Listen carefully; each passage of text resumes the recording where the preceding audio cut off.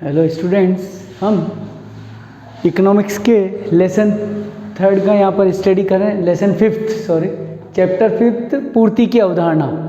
पूर्ति की अवधारणा मतलब एक पूर्ति वह मात्रा जो उत्पादक बेचने को तैयार होता है निश्चित कीमतों पर। बाजार की जो कीमतें हैं उन कीमतों पर जितनी मात्रा उपभोक्ता को विक्रेता या उत्पादक या एक फर्म बेचने को तैयार होती है वह कहलाती है हमारी पूर्ति। पूर्ति की परिभाषा लिखी गई है, स्टॉक का वह भाग जिसे उत्पादक विक्रय करने के लिए निर्धारित अवधि में तत्पर रहता है। तो ये पूर्ति की परिभाषा है। इसी तरीके से पूर्ति का नियम, जैसा कि हम सभी अर्थशास्त्र के नियमों में पहली बात लिखते हैं, अन्य बातें समान रहने पर, अन्य बातें समान रहने पर सारी चीज़ें यथावत होगी तो ये बात लागू होगी।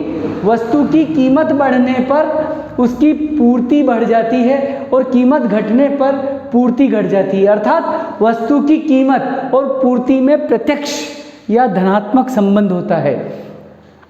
ये पूर्ति का नियम है कि पूर्ति की मात्रा कब बढ़ेगी, जब पूर्ति की कीमतें बढ़ेगी, वस्तु की कीमतें बढ़ेगी तो पूर्ति की मात्रा में बढ़ोतरी होगी, और वस्तु की कीमतें अगर कम होगी तो उत्पादक वस्तु को बेचना पसंद नहीं करेगा। तो ये पूर्ति का नियम है जिसमें कहा गया प्रत्यक्ष व धनात्मक पॉजिटिव रिलेशनशिप होती है दोनों के बीच में, कीमत में और पूर्ति की मात्रा में। कीमत बढ़ने पर मात्रा बढ़ेगी, कीमत घटने पर मात्रा घटेगी, दोनों साथ साथ चलते हैं, तो उसको कहा गया पूर्ति का नियम।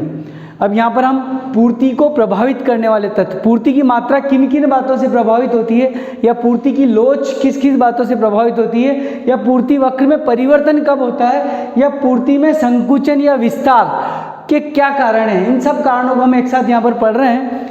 इन सब के नाम, सबसे पहला वस्तु की बाजार कीमत। अगर वस्तु की कीमत कम होगी तो पूर्ति मात्रा कम होगी, वस्तु की कीमत बढ़ेगी तो पूर्ति मात्रा बढ़ेगी।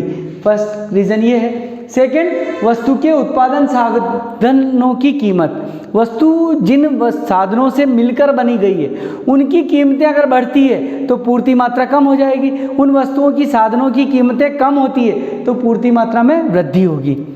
इसी तरीके से संबंधित वस्तुओं की कीमतें, संबंधित वस्तुएं हमने पढ़ा 2 प्रकार की होती है, पूरक वस्तुएं और स्थानापन्न वस्तुएं। अगर पूरक वस्तु की कीमतें कम होती है तो संबंधित वस्तुओं की कीमतों की वजह से उस पूर्ति के में परिवर्तन आता है, और प्रतिस्थापन वस्तु, उस वस्तु के स्थान पर जो दूसरी वस्तु उपयोग में ली जा सकती है उसकी कीमतों की वजह से भी पूर्ति की मात्रा प्रभावित होती है। इसी प्रकार से टेक्नोलॉजी और प्रौद्योगिक परिवर्तन, अगर तकनीकी में परिवर्तन होगा तो पूर्ति की मात्रा में भी परिवर्तन होगा।